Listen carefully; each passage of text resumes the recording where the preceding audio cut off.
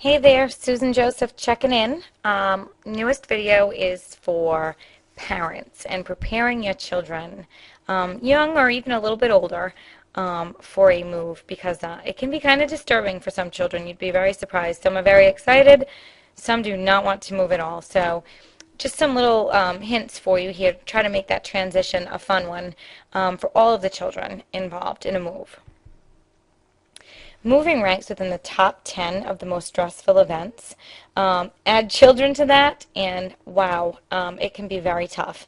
I myself, I have three under 10, and I have moved three times with them, and it's a lot. It's a lot, when you're moving in to try to get their cribs or their beds set up for them, and to make it feel like home, and scary night in the first house, and it can just be a lot of stress. Even getting that house ready for sale, say you're coming from another home with children, can make it, a much more stressful event. So, throughout the process, as soon as you are aware that you are going to be making a move, let your children know ahead of time so that they can be prepared for that move as well.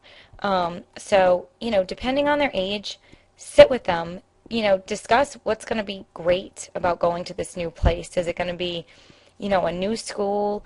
Is it going to be, living in a neighborhood with more children their age?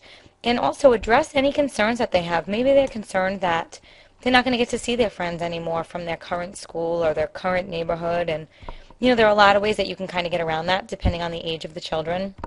If they're a little bit older, they can exchange, different email addresses and cell phone numbers. And if they're younger, you can always assure them that, you will make sure that that friendship stays, intact throughout this transition. If they're old enough, allow them to go on the internet and kind of do some research into the new area that you're moving to. Let them find out the fun stuff that they can do in their new community and maybe different programs that are out there that they don't currently have. So again, kind of depending on their age, there are definitely different avenues that you can take to ease the transition.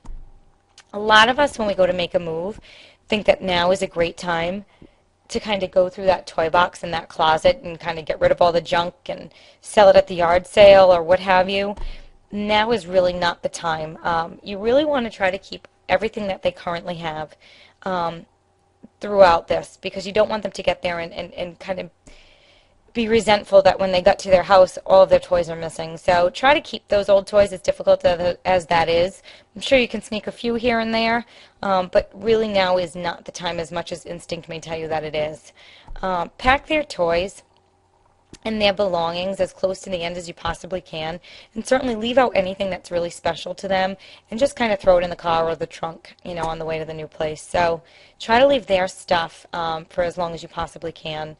And try to take them at least once to the new house prior to moving in. I know during showings it can be very tricky with young children. Sometimes, people opt to bring them, sometimes they don't.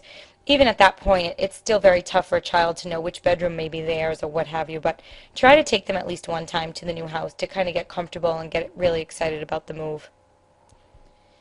Have a moving party. I really like this one. I think that it's a really great idea. You move into the house, you don't know where your dishes are, everybody's kind of knocking on the door and neighbors are coming, order some pizzas, let them have some friends over, have the grandparents come over, have a moving party. I think it's a really, really fun way to kind of ease that first night into the house. So although it may be chaotic, throw some pizza, on top of that, and allow them to invite a couple of people and see their new house. So also getting to know your neighbors. Most of the time when my clients move into a property, the neighbors tend to come over as the moving truck's pulling into the driveway. Everybody's always excited to meet the new neighbors. So, your kids just may be very fortunate that there might be children right next door their age, and, they strike a friendship right away, and that can also ease, some of the stress. I have always allowed my children to kind of decorate their own rooms. So when you're making that move, tell them, that they can, if you're comfortable, that they can kind of choose, if they're going to have a Barbie room or maybe an Army room, or maybe, an NFL room. But that can really add some excitement to a child's world when they know that they can kind of move in and get this new room. So that's kind of another fun idea. Above all, you want to keep the communication lines open before, during, and after the move. Like I said, before you move, sit with them, let them know as soon as you do. Really try to keep them in the loop as to what's going on. During the move, you get an offer on the house, you're going through inspections, it looks like you may be moving sooner than later. Or if you're a first-time home buyer, you've just gotten your loan commitment, we have the closing date in sight. Every step of the way, you'd be very surprised at how children can really catch on to what's going on. So really try to keep them involved in that process. And then, after you move in, be sure to check in with them and make sure that they are doing okay and that, they're making the friends that they should be making and that they're transitioning pretty well into their new school. So definitely can be an exciting experience for a family and for children and can be very, very fun. Just try to keep some of these things in mind because I think overall you'll find it makes the transition for them so much better. So best of luck and we'll talk soon. So thank you as always for watching this video.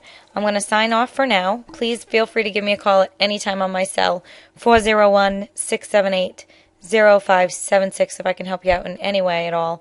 Also feel free to email me if that's what works best for you at susanjoseph@remax.net. So I will see you in the next video. Until then, stay well.